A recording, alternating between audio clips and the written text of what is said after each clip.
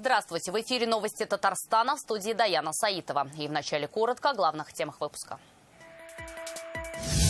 Самолечение как диагноз. Коронавирусные инфекции не диагностируются, и они являются источником инфекции для окружающих.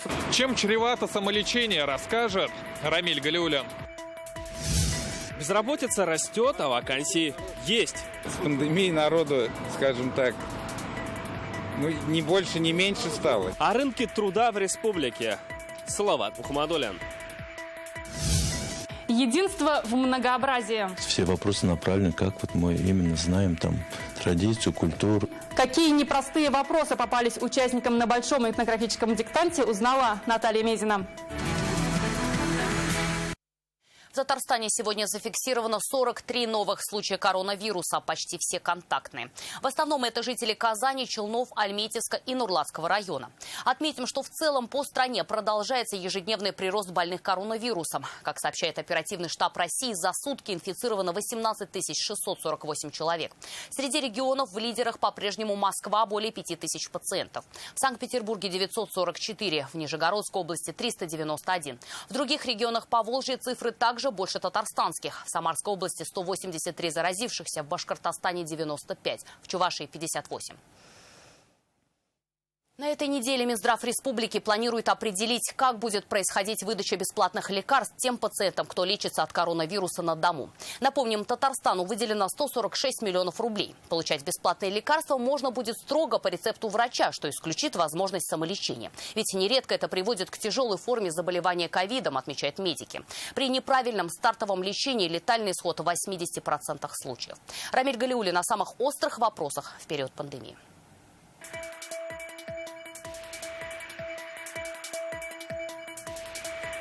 Высокая температура, потеря обоняния, слабость. По этим симптомам Динара поняла, коронавирус пришел и в ее семью. Лечение назначили себе сами. Не захотели ходить по очередям в больницах со слабым иммунитетом и заражать других. Посоветовавшись со знакомыми, решили лечиться дома. Подобный метод выбирают и другие казанцы. Лечусь дома, потому что сейчас очень опасно ходить в больницы.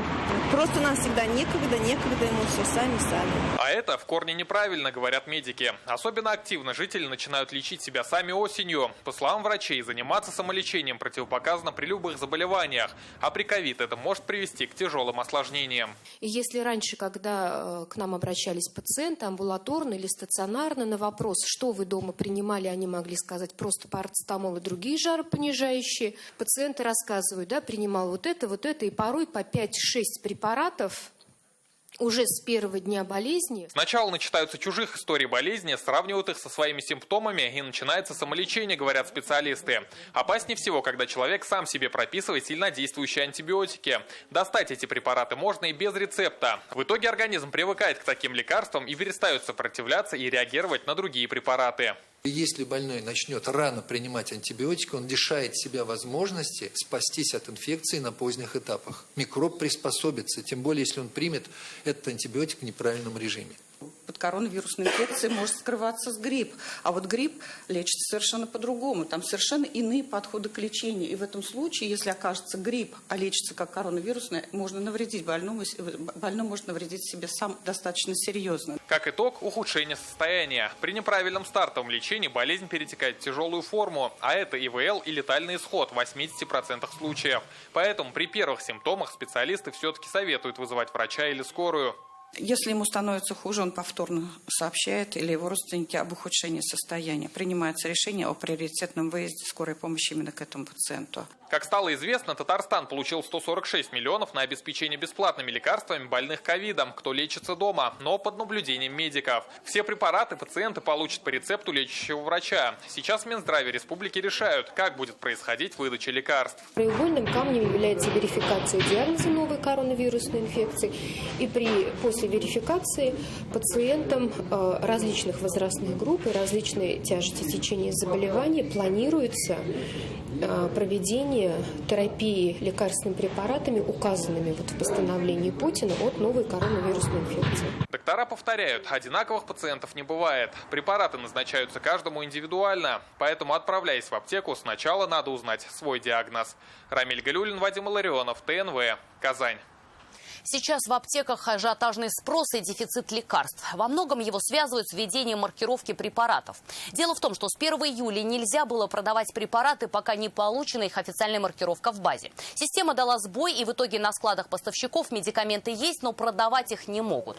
Было много обращений из регионов к федеральному центру с просьбой отменить или упростить маркировку. И сегодня премьер-министр Михаил Мишустин подписал соответствующее постановление.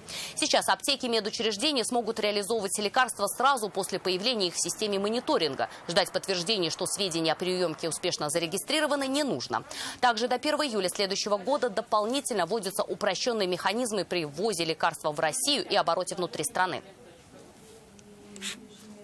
Чтобы поставки необходимых препаратов и медицинских изделий не прерывались, продлим процедуру ускоренной регистрации еще на год, соответственно, до 1 января 2022 года.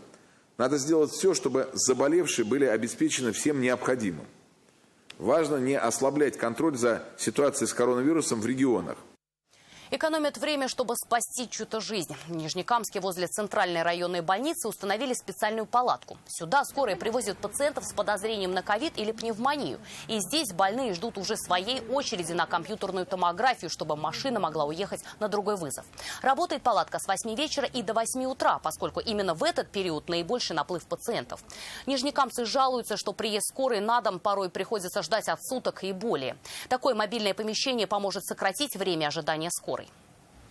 Это способствует тому, что большее количество пациентов могут сейчас пройти КТ и оказаться в госпитале, где им проведут консультацию врача, терапевта, и если необходимо, его госпитализируют. Если необходимости в госпитализации нет, то ему распишут лечение, рекомендации и направят на амбулаторное лечение.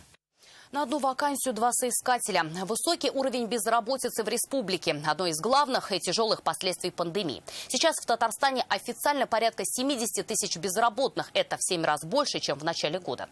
Откуда такой всплеск нетрудоустроенных и что готов предложить рынок, разбирался Салават Мухаммадуллин. Утро, будний день, проспект Ямашева. Такую картину толпа мужчин с сумками в руках у Парка Победы наверняка замечали многие казанские автомобилисты. Это стихийная биржа труда. Здесь сварщики, электрики, плотники. Здесь же много специалистов, которые умеют. Безработица, кто безработных. А вы сами здесь какой работу ищете? Ну так разнорабочий, разгрузка, погрузка. Часто удается? Часто удается. За день, по словам соискателей, можно заработать от 1 до 3 тысяч рублей наличкой в одни руки. Сюда приходят те, кто официально не трудоустроен и не желает этого. Налоги не платят, в пенсионный фонд не отчисляют. Никаких соцгарантий не получают. Это место, где собираются разнорабочие, и их работодатели работают уже, кто говорит, 5, кто 7, а кто и 10 лет. В любом случае, как правило, осенью здесь людей становится больше, все потому что работы меньше. При этом пандемия, как здесь отмечают, на работу точки практически не повлияла. Работы больше стало для наших местных из-за того, что границы закрыты, меньше стало, скажем так, с приезжих государств. В центре занятости наоборот. Пандемия увеличила поток людей в 7 раз. Многие из них как раз пришли с серых рынков труда. Даниэль Иванов, как здесь говорят, типичный посетитель. Потерял работу после 1 марта. Сейчас пришел за путинскими пособиями. Требуется справка о том, что я потерял работу, чтобы встать на путинские для ребенка. Ага, понятно. А вы где работали, когда потеряли работу? Из-за чего? Что говорят? В связи с коронавирусом у нас впали продажи в фирме. Как компания обанкротилась. Мужчина – один из 70 тысяч безработных в республике. Всплеск с началом пандемии. Причинами в Минтруде и в центрах занятости называют коронавирус. Официально из-за него потеряли работу порядка 30 тысяч человек. Также рост эксперты объясняют облегченной возможностью получить статус безработный через интернет и индексации пособий. К 1 октября минималка выросла до 4,5 тысяч рублей. Доплата для безработных родителей на каждого ребенка – 3 тысячи.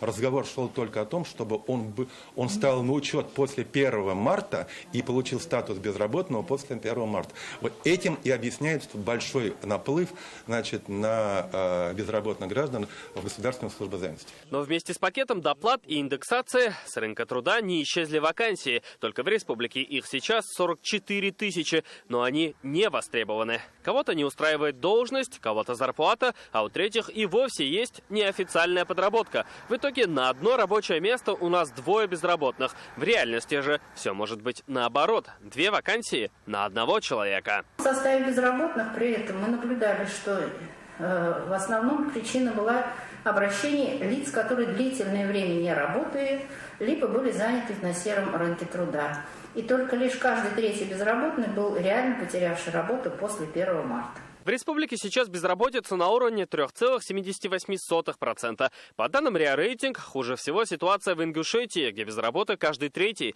и в Туве каждый 5-й. Лучше всего ситуация в Янау и в Москве. Татарстан на 8-м месте. В Татарстане в целом и в частности в Казани на рынке труда осенью наблюдается умеренный уровень конкуренции. Это 5-6 резюме на 1 вакансию. Соискатели ведут себя достаточно активно, но в пределах нормы. В сентябре в республике прирост резюме к прошлому году составил плюс 13%. Сказать, что 70 тысяч официально безработных штурмуют вакансии, нельзя. Учитывая, что путинские выплаты закончились 1 октября, то по логике в октябре-ноябре должны были получить резкое снижение уровня безработицы. Но этого не произошло. Это значит, что большинство приходили на биржу не за работой, а за выплатами и возвращались на серый рынок труда. Так что ждать резкого снижения ни официальной, ни фактической безработицы в ближайшее время тоже не стоит. У рынка труда свои законы. И здесь статус безработного не значит, что человек без работы. Салават Мухаммадуллин, Ренат Сафин, ТНВ, Казань. К другим темам. Снести нельзя оставить. В Казани инвалид-колясочник может лишиться пристройки к квартире, которую женщина сделала на свои деньги. Убрать самовольно построенный балкон с пандусом требует управляющая компания. Удобный выезд из квартиры пенсионерка с семьей сделала из кухни в прошлом году. Но ВУК говорят, самострой повредил несущую стену дома, и такие работы необходимо согласовывать. Рамиль Галиуллин выслушал все стороны. Так я выхожу. В эту хрущевку Екатерина Салиева переехала вместе с дочерью 5 лет назад. Первый этаж выбрала специально. Женщина 17 лет прикована к инвалидному креслу. Говорит, дом, как и большинство из старого жилого фонда, не приспособлен для маломобильных. Самостоятельно ни зайти, ни выйти.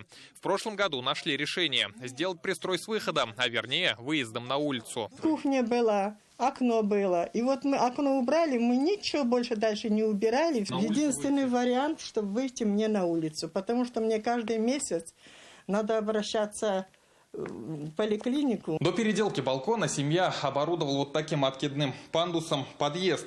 Но получился он не очень удобным. Как видим, угол наклона крутой. Да и весит он довольно много. Чтобы не мучиться, как говорят сами Салиевы, решились на пристройку. Расширили оконный проем, превратив его в дверной. Для этого пришлось взять кредит. Вот только ни с кем работы не согласовали. А в середине октября получили предписание от управляющей компании снести постройку. Смысл было обращаться куда-то, когда мы в 2016 году обратились в администрацию, чтобы сделали откидной пандус в подъезд. Они написали нам отписку, что по стандартам не подходит этот откидной пандус. В управляющей компании утверждают, самострой повредил несущую стену дома. При этом объяснили, что кроме сноса есть и другой вариант – узаконить балкон. Ей надо было согласовать данную перепланировку до начала строительства. Поймите, что над ней еще проживают 4 этажа собственников, интересы которых мы обязаны защищать тоже. При этом для согласования проекта необходимо разрешение 2/3 собственников дома. В этой непростой ситуации за комментариями мы обратились в аппарат омбудсмена по правам человека. Там отметили, что помочь в решении может только суд. Фактически речь идет о перепланировке жилого помещения. Определяющее значение имеет установление факта наличия или отсутствия угрозы жизни или здоровья граждан. Правовую оценку здесь может дать только судебный орган с учетом всех конкретных обстоятельств дела. Именно в суд сейчас намерена обратиться Салиева и управляющая компания. На чью сторону станет Фемида? Мы будем следить за развитием истории. Рамиль Галиуллин, Марат Зайдуллин, ТНВ, Казань. Директор школы из Татарстана погиб при крушении катера в Турции. Эту информацию нам сегодня подтвердили в Министерстве образования. На днях Данияр Мухитов улетел в Аланию с супругой. Сегодня утром компания из 32 туристов отправилась на морскую экскурсию на катере. В какой-то момент судно село на подводные скалы у крепости Алании, перевернулось и затонуло. Тело единственного погибшего татарстанского туриста обнаружили в трюме затонувшего катера. Сейчас все детали гибели уроженца Азнакаева выясняют в Генконсульстве Турции и правоохранительные органы. Известно, что последние 8 лет Данияр Мухитов был директором школы для детей с ограниченными возможностями здоровья в Азнакаево. Погибшему было 37 лет. Бизнес на шапочках из фольги. Россиян спасает от излучения роутеров и вышек. Какие еще виды мошенничества появились в период пандемии? Читайте в интернет-газете «Реальное время».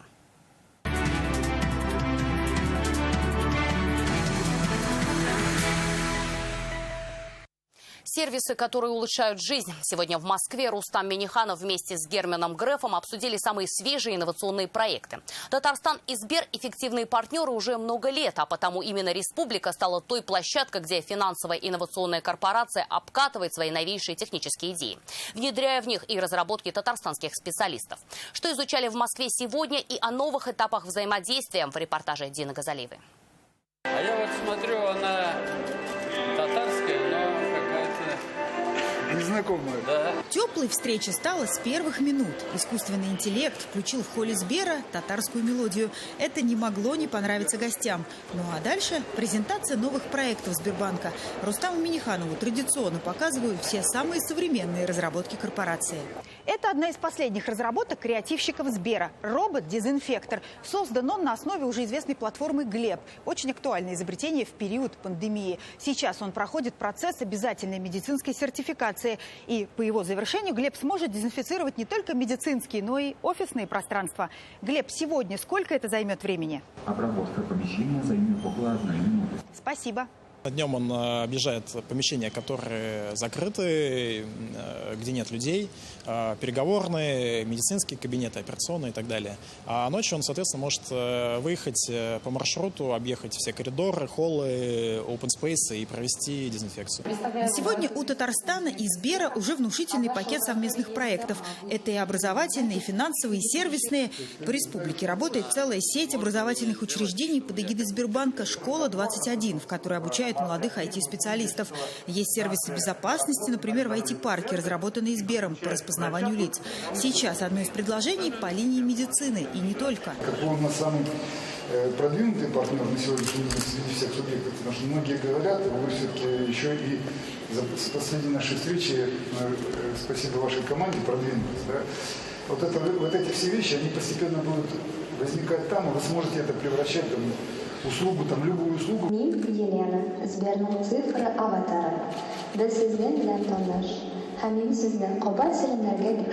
Наверное, никогда еще в стенах московских офисов Сбера не звучало столько татарской речи. А после общения виртуального перешли к живому. Участники обсудили уже запущенные в Татарстане сервисы «Мои субсидии». Они рассчитаны на предпринимателей и фермеров и помогают людям в течение короткого времени оформить субсидии от государства онлайн. Дина Газалиева, Михаил Чураков, Александр Ярошов, Марат Закиров, ТНВ, Москва. Около 200 тысяч частных домов в Татарстане регулярно сталкиваются с проблемой низкой скорости интернета или вовсе его отсутствия. На помощь жителям сел и деревень приходит компания «Таттелеком». В одном клике у Азата Камалова теперь 160 каналов. Телевидение без помех и в HD-качестве, а интернет на скорости 100 мегабит в секунду. Хотя можно быстро перейти и на 250 или 500, если это потребуется. Постоянно пользуюсь только мобильным интернетом, которое качество то хорошее, то плохое. И так как только узнал, что появился оптиковолокно, сразу же подал заявку. Жители села Усада стали одними из первых, кто на себе проверил достоинство современной технологии GPON от компании Таттелеком. На высоких скоростях контент идет к абонентам по персональному волоконно-оптическому кабелю. Теперь видеоконференц-связь, дистанционное обучение – все без перебоев и помех. Современные возможности превосходят даже городскую сеть. Мы договорились с Таттелеком, они создали совместное предприятие, и на существующих опорах сегодня они монтируют линии интернет. И эту работу будем продолжать. Данный проект компании компании «Таттелеком» реализуется при поддержке Рустама Минниханова в сотрудничестве с сетевой компанией, а также в тандеме с главами районов. Современный интернет прилетел уже в Лаишевский, Высокогорский, Нижнекамский и другие районы. В планах на следующий год, например, по Лаишевскому району охватить еще 6 тысяч домохозяйств. Я хочу поблагодарить также и главу Лаишевского района Ильдус Фатиховича, потому что он максимально содействует в том, что в ближайшие, в короткие сроки качественные услуги интернета и телевизионного контента были предоставлены. В следующем году интернетом по технологии GPON компания «Таттелеком» планирует совместно с сетевой компанией обеспечить более 60 тысяч домов в Татарстане. Наталья Мезина, Игорь Романов, ТНВ «Казань».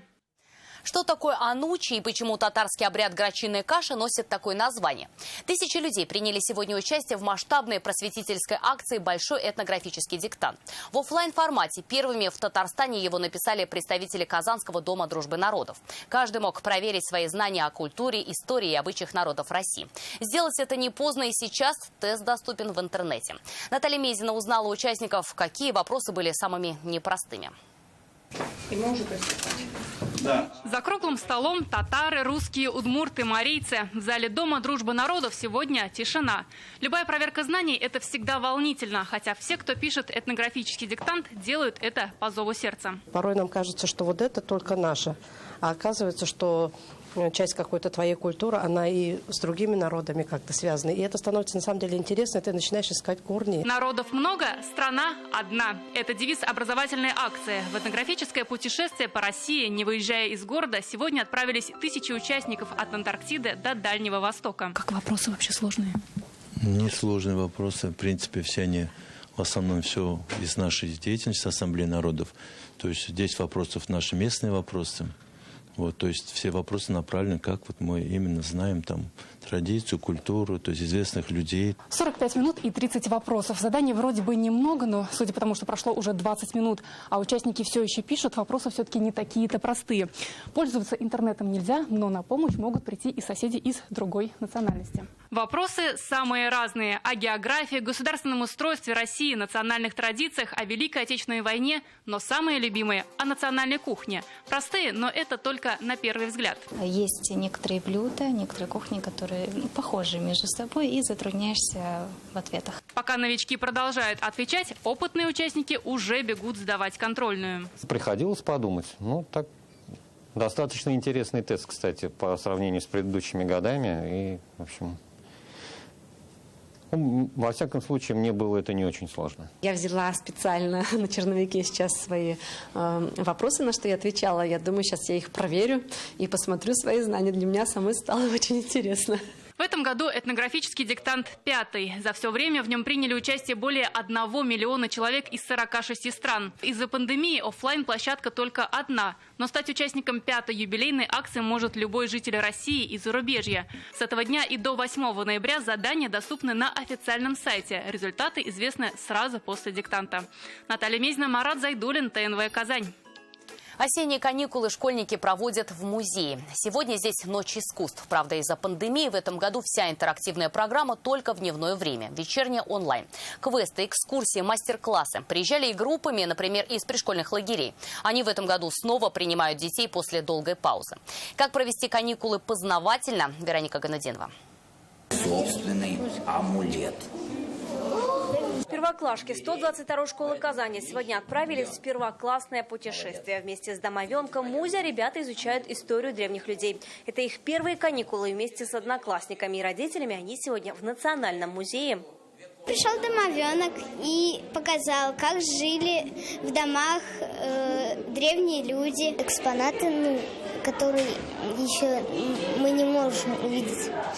Это было в древности, мы не можем это увидеть в реальности. Но благодаря археологам мы это можем увидеть. Квесты, игры, тематические экскурсии, мастер-классы по рукоделию. Ученики сейчас на каникулах, и для них приготовили различные мероприятия. Так, сегодня в Нацмузее встречали ребят из пришкольных лагерей на всероссийской акции «Ночь искусств». Из-за пандемии подготовили только специальную дневную программу. С 6 часов вечера весь интерактив только онлайн на страницах музея в соцсетях. Самодельные мастер-классы мне нравятся, такие разные. Делать что-то, меня это вдохновляет. Мы любили кувшины из пластилина. Мы стараемся принимать посетителям с учетом соблюдения всех мер предосторожности, то есть обязательно масочка на лице, обязательно измеряем температуру, то есть соблюдаем дистанцию. Одновременно мы не принимаем большое количество людей, то есть временной промежуток выдерживаем. Сокровища Зеланда, Казанское Адмиралтейство, 100 шагов назад. Каждый день в музее для школьников новое путешествие. Таким экскурсиям рады и родители. С пользой проводить каникулы, тем более в такое тяжелое время. Все равно детям не объяснишь. Им, конечно, хочется увидеть что-то интересное и между собой познакомиться в другой обстановке, не только в школе за партой. Мне так понравилось в музее. В первых каникулах я обязательно еще сюда приду. На специальные интерактивные программы в рамках акции «Ура, каникулы» школьников ждут до 8 ноября. Единственный момент – в экскурсионных группах не должно быть больше 25 человек. А все контакты и программу можно узнать на официальном сайте Национального музея республики. Вероника Гнединова, Рамзель Гарипов, ТНВ, Казань. В празднике берегите себя и будьте с нами. Ровно в час дня, 4 ноября, наши зрители увидят выступление лучших коллективов республики в прямой телевизионной трансляции. Так, гала-концерт республиканского этнофестиваля «Наш дом Татарстан» расширяет свои границы. В этом году он пройдет в онлайн и офлайн форматах. Трансляция будет вестись из оперного театра. На сцене выступят 43 коллектива и исполнителей 16 районов Татарстана. Повтор трансляции концерта, посвященного дружбе и единству народов республики, можно будет посмотреть в 10 часов вечера на нашем канале. А у нас на этом все. Еще больше новостей в наших соцсетях ВКонтакте и Инстаграм. Сейчас прогноз погоды. До встречи.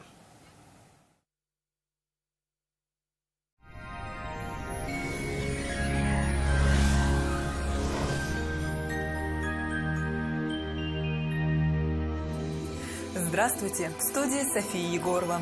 О погоде поговорим после полезной информации. Создайте свою уникальную, продуманную до мелочей кухню вместе с Данил Мастер. 3D-проект кухни, доставка и установка в подарок. Звоните 2-167-166. Казань, Восстание, 23.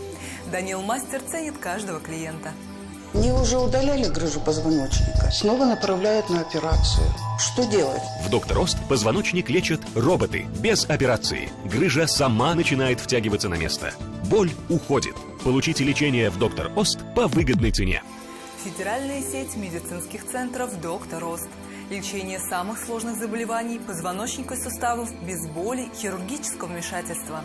За 12 лет в 10 городах России врачами клиники отменено более 39 тысяч операций.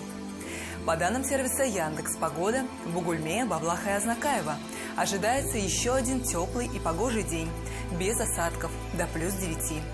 В Набережных Челнах, Нижнекамске и Елабуге осадки не прогнозируются, умеренно тепло, +6. В Агрызе, Менделеевске, Актаныше ясно и без осадков. Температура повышенная для этих дней осени, +5-7 градусов. В Арске, Кукмаре и Балтаси будет солнечно и тепло, +5. В Болгаре, Дорожном и Буинске малооблачно, дождей не ожидается. Комфортная для самочувствия погода, +7. В Альметьевске, Чистополе и Мамадыше будет светить яркое солнце, практически безветренно и до +9. Фильтр Гейзер Макс защищает от накипи в 6 раз дольше обычных фильтров для жесткой воды. В очищенной воде сохраняются природные минералы и полезные микроэлементы – кальций, магний, калий. Что, накипело? Да нет. Забудьте о накипи. Гейзер Макс работает в 6 раз дольше обычных фильтров.